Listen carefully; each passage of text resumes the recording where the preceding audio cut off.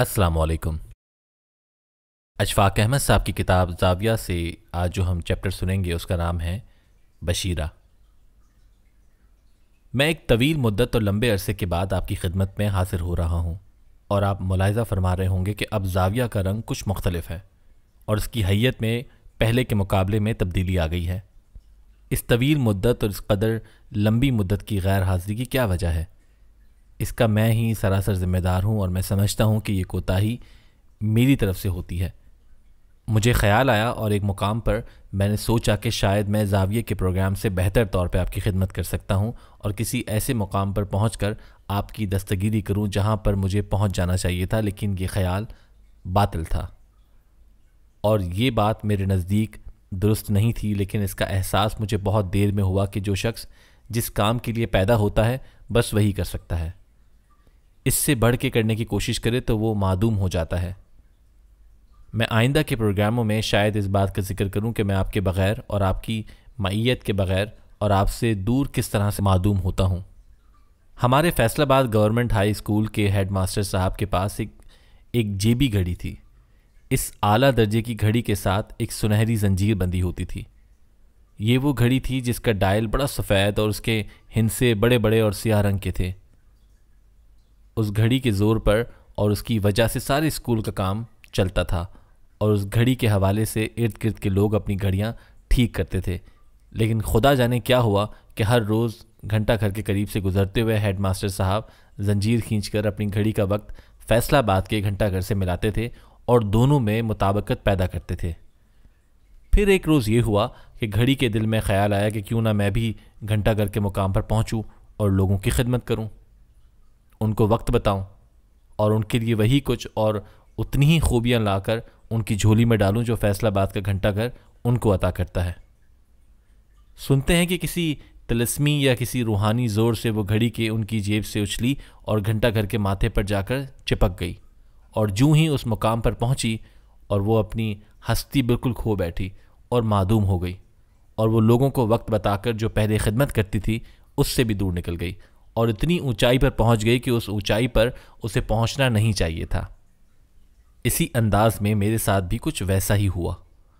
میں سمجھا کہ میں آپ کی ایک اور طریقے سے اور ایک بلندی یا رفعت پر پہنچ کر خدمت کر سکوں گا، لیکن وہ بات کچھ ٹھیک نہ نکلی، اور میں لوٹ کر پھر آپ کی خدمت میں حاضر ہو گیا ہوں۔ لیکن اس کا مطلب ہرگز یہ نہیں کہ ہمارے اور آپ کے درمیان فراق و جدائی رہی۔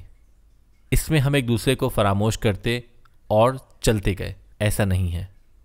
ایک روز جب میں بابا جی کے پاس ڈیرے پر گیا تو میں اس بات پر شرمندہ تھا کہ بڑی دیر کے بعد بابا جی کو مل رہا تھا۔ تقریباً 6 ماہ میں ان سے نہیں مل سکا تھا۔ میرا کچھ کام اس نوعیت کا تھا کہ مجھے ملک میں ٹھہرنا نصیب نہ ہوا، اور مجھے ایران اور ترکی میں کچھ کام کرنا ہوتے تھے۔ وہ RCD کا زمانہ تھا جب میں بابا جی کے پاس گیا، اور بیشتر اس کے کہ میں ان سے معذرت کا کوئی جملہ بولتا، انہوں نے خود سے کہنا شروع کر دیا، یہیں ہوتے ہو، ہمارے درمیان ہی رہتے ہو، ہم سے ملتے جلتے ہو، باوصف اس کے کہ تم یہاں نہیں آئے، لیکن نہ ہم نے تمہیں فراموش کیا، نہ ہم تمہاری یاد بھولے اور عاجز آئے۔ میں اپنی جگہ پہ شرمندہ اور ششدر کھڑا تھا۔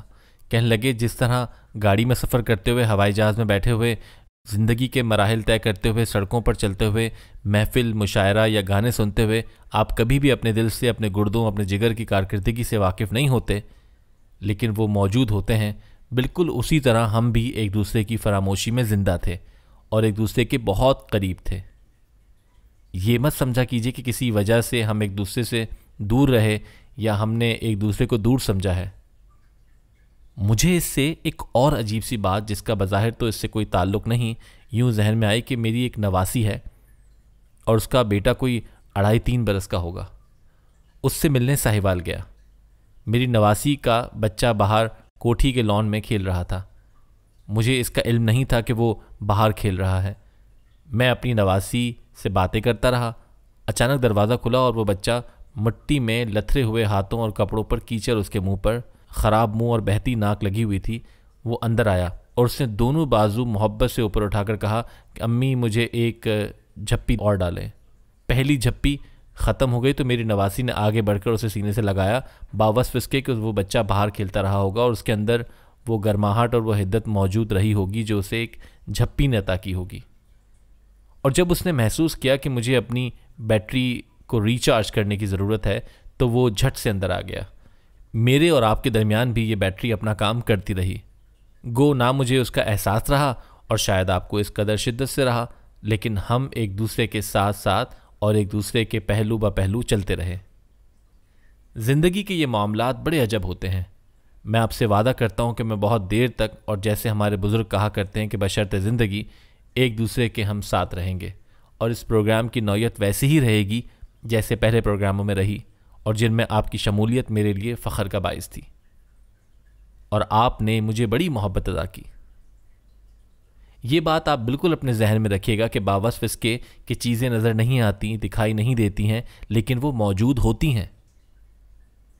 فرانس کا ایک بہت بڑا رائٹر جسے میں دل و جان سے پسند کرتا ہوں، وہ تقریباً 30-35 برس تک فرانس سے غیر حاضر رہا، اور جب وہ اس طویل غیر حاضری کے بعد لوٹ کر اپنے وطن آیا اور سیدھا اپنے اس محبوب گاؤں پہنچا جہاں اس کا بچپن گزرا تھا، رائٹر کیفسو کہتا ہے کہ جب وہ اپنے گاؤں پہنچا تو اس پر ایک عجیب طرح کی کیفیت طاری ہو گئی، اور مجھے وہ سب چیزیں یاد آنے لگیں جو بچپن میں نے یہاں دیکھی تھیں، لیکن ان کا نقشہ اس قدر واضح نہیں تھا جیسا کہ ان کا نقشہ اس وقت واضح تھا۔ جب وہ چیزیں میرے قریب سے گزرتی تھیں اور میرے پاس تھیں تو رائٹر کہتا ہے کہ ایک عجیب واقعہ اسے یاد آیا کہ ایک ندی کی چھوٹی سی پلی پر سے جب وہ گزرا کرتا تھا تو اس کے داہنے ہاتھ پتھروں کی ایک دیوار تھی جس پر غیر ارادی طور پر میں نے اپنی انگلیاں اور ہاتھ لگاتا ہوتا چلتا جاتا تھا، اور وہ 8-10 فٹ لمبی دیوار میرے ہاتھوں کے لمس اور میں اس کے لمس کو محسوس کرتا رہا۔ وہ کہنے لگا کہ میرا جی چاہا کہ میں اس پلی پر سے پھر گزروں اور اپنے بچپن کی یاد کو ویسے ہی تازہ کروں، لیکن جب میں نے دیوار پر ہاتھ رکھا تو میں نے اس لمس کو محسوس نہ کیا جو وہ پتھر کی دیوار مجھے میرے بچپن میں عطا کیا کرتی تھی۔ میں اس دیوار پر ہاتھ پھیرتا ہوا پورے کا پورا راستہ عبور کر گیا، لیکن وہ محبت اور چاہت جو پتھر کی دیوار اور میرے زندہ جسم کے درمیان تھی وہ مجھے میسر نہ آ سکی۔ میں پھر پلٹا، لوٹ کے پھر اسی طرح گزرا۔ پھر میں اتنا جھکا جتنا اس زمانے میں میرا قد ہوتا تھا، اور پھر میں نے اس پر ہاتھ رکھا، اور میں اس قد کے ساتھ جب میں 6ٹھی-7ویں میں پڑھتا تھا چلا تو میں نے محسوس کیا اور میرے ہاتھ نے محسوس کیا اور میرے ہاتھ نے میری روح اور جسم کو سگنل دیا جو سگنل میں آج تک اپنی تحویل میں کسی بھی چیز میں نہیں لا سکا۔ اس لمس کو مجھے اپنی روح پر طاری کرتے ہوئے یوں لگا جیسے میری ماں صحن خانے میں کھڑی مجھے پکار رہی ہو اور اس کے ہاتھ میں وہ کوکیز ہوں جو وہ مجھے اسکول سے واپسی پر دیا کرتی تھی۔ وہ ہاتھ کے لمس کا ذکر کر رہا ہے کہ اسے ماں کے بدن سے اور اس کے جسم سے لہسن اور پیاز کی خوشبو آ رہی ہے۔ ساتھ میری بہن کھڑی ہے اور مجھے اپنی بہن کے سارے وجود کی خوشبو آ رہی ہے جو وہ بچپن میں محسوس کیا کرتا تھا۔ رائٹر کہتا ہے میرے دیوار کے لمس کے ساتھ مجھے وہ سارا اپنا بچپن یاد آ گیا اور سارا منظر آنکھوں کے سامنے فلم کی طرح چلنے لگا، اور میں لوٹ کر اس زمانے میں چلا گیا جب میں چھوٹا سا تھا، اور اس دیوار کے لمس کی یاد کے سہارے اور اس امیجینیشن کے زور پر سارا کا سارا سین میرے وجود پر حقیقت کی طرح طاری ہو گیا اور میں وہاں سے گزر گیا۔ فرانسیسی رائٹر کی باتوں پر مجھے تھوڑی سی شرمندگی بھی ہوئی، کیونکہ آپ نے دیکھا ہوگا کہ کچھ لوگ درگاہوں پہ آتے ہیں اور وہ اپنے بزرگ کی قبر کے ساتھ کھڑے ہو کر چوکھٹوں پر ہاتھ ملتے ہیں، قبر کے تابوت تک پہنچنے کی کوشش کرتے ہیں اور سنگ مرمر کا جو چوکھٹا ہوتا ہے اسے چھونے کی کوشش کرتے ہیں۔ ہم ان لوگوں کی وہ حرکت سخت ناپسند کرتے ہیں، لیکن رائٹر کی یہ بات پڑھنے کے بعد اب میں کچھ ان لوگوں کا ساتھی ہو گیا ہوں۔ بہت ممکن ہے کہ انہیں مرکت کے چوکھٹے پر یا کھڑکی کی چوکھٹ پر ان دروازوں پر ہاتھ پھیرتے ہوئے کچھ اپناپن محسوس ہوتا ہو، کچھ روحانی رابطہ، کچھ روحانی نسبت ان کے ساتھ قائم ہوتی ہو۔ میرا خیال ہے انہیں منع نہیں کرنا چاہیے، بلکہ ان کے بارے میں یہ بھی نہیں سوچنا چاہیے کہ یہ کس قدر تنگ نظر، دقیانوس اور پرانی وضع کے لوگ ہیں۔ انہیں چھونے دیجیے، ان کو ہاتھ لگانے دیں۔ ہو سکتا ہے کہ انہیں اس طرح سے ہاتھ لگانے میں، چھونے میں کچھ محسوس ہوتا ہو، جس طرح میری نواسی کے بیٹے نے کہا تھا کہ مجھے ایک جھپی اور ڈالے کیونکہ پچھلی جھپی ختم ہو گئی ہے۔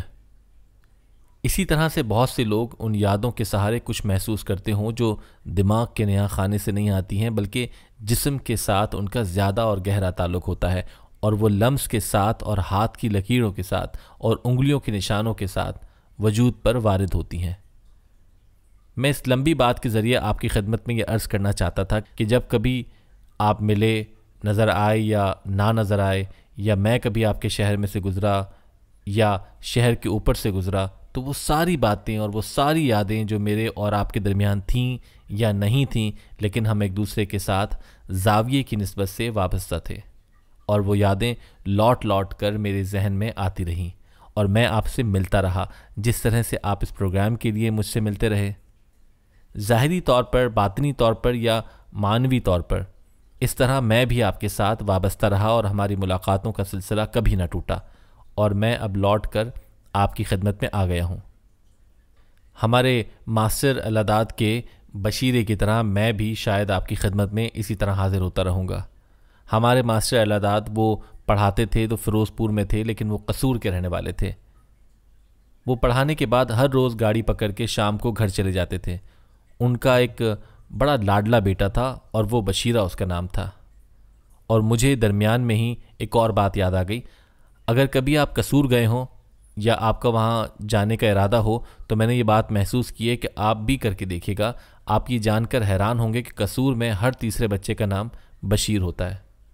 اگر آپ راستہ بھول جائیں یا کچھ پوچھنا چاہیں اور قصور کے کسی بازار میں کھڑے ہو کر بشیر کہیں تو 3-4 آدمی ضرور مڑ کر آپ کی طرف دیکھیں گے، اور آپ ان سے رابطہ قائم کر کے اپنا مسئلہ ان کے سامنے پیش کر سکتے ہیں۔ تو ہمارے ماسٹر صاحب اپنے بیٹے سے بڑی محبت کرتے تھے۔ وہ بڑا غصے والا بھی تھا، ظاہر ہے لاڈلا بچہ تھا۔ وہ معمولی سی بات پر بھی ناراض ہو جاتا تھا اور گھر والوں سے وقتی طور پر قطع تعلق کر لیتا ہوگا۔ ماسٹر صاحب اس کا بڑا خیال رکھتے تھے۔ ایک روز وہ ان سے ایسا ناراض ہوا کہ گھر سے بھاگ گیا اور پھر ملا ہی نہیں۔ ماسٹر صاحب کئی ماہ اس کی تلاش کرتے رہے۔ وہ ٹیچر آدمی تھے اور استادوں کا سوچنے کا انداز بڑا مختلف ہوتا ہے۔ انہوں نے اپنے ہاتھ سے پرانی وجہ سے خشخط اشتہار لکھ کر بابا بلے شاہ کے مزار کے باہر گیٹ پر چسپاں کر دیا، جس پر مارکر سے لکھا ہوا تھا کہ پیارے بیٹے بشیر، گھر واپس آ جاؤ، تمہاری جدائی میں میں یہ وقت آسانی اور سکون کے ساتھ گزار نہیں سکتا۔